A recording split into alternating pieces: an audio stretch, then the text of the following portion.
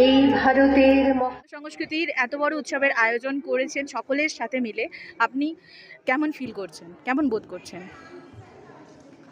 আসলে সমন্বয়ের সৃষ্টিটাই আমরা তৈরি করেছিলাম যে যদি বহু মানুষকে দিয়ে এমন কিছু সুস্থ রুচিপূর্ণ কাজ করা যায় এবং সেই রুচিপূর্ণ কাজটা যদি আমাদের নিজেদের জেলার বাইরেও আরও বড় একটা আকাশে পৌঁছে দেওয়া যায় তাহলে কেমন হয়, এরম একটা ধারণা থেকে সৃষ্টি।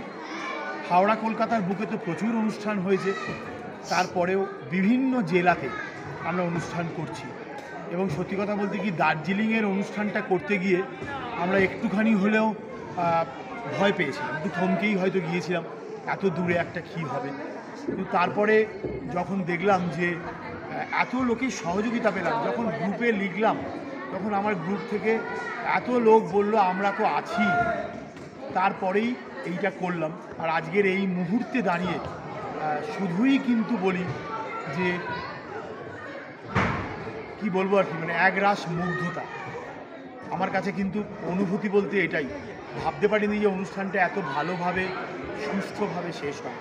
যদিও আমাদের সমন্বয়ের কিছু নিয়মাবলী করেছি যার জন্য সুস্থভাবে অনুষ্ঠান শেষ করতে পারি, এখনও পর্যন্ত কোনো আনুষ্ঠানিক কোনো সমস্যা হয়নি, এবারটাও হলো না। তবু অস্বীকার করতে কোনো বাধা নেই যে বেশ টেনশান ছিল, সেই টেনশান থেকে মুক্ত করার জন্য আমি প্রকাশ্যেই বলতে পারি যে যাদের সহযোগিতা ছাড়া এই অনুষ্ঠান করতে পারতাম না তার মধ্যে অন্যতম নাম কেকা পাল, শুভাশিস মাল, অভিজিৎ কোলে, ঝুমা চ্যাটার্জি, এরা ভীষণভাবে সহযোগিতা করেছে আমাকে। আমি তাই একটা এত বড় অনুষ্ঠানের কাজ করতে পেরেছি এবং আরও অনেক নাম আছে, অনেক সিনিয়ররা আছে এখানে, তারা বহুদিনের মেম্বার।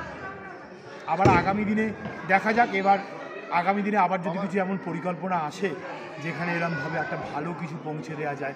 একটু আগেই আমাকে লাপ্পাল আমাম, মানে যিনি অ্যাসিস্ট্যান্ট ম্যানেজার জিটিএর, তিনি বলে গেলেন যে দেখুন আমাদের এই হলেতে প্রচুর নেপালি অনুষ্ঠান হয়, প্রচুর রক পপের অনুষ্ঠান হয়, কিন্তু এমন সুন্দর কালচারাল অনুষ্ঠান এই হল ভর্তি দর্শকদের মধ্যে এই অনুষ্ঠান কিন্তু চট করে হয় না।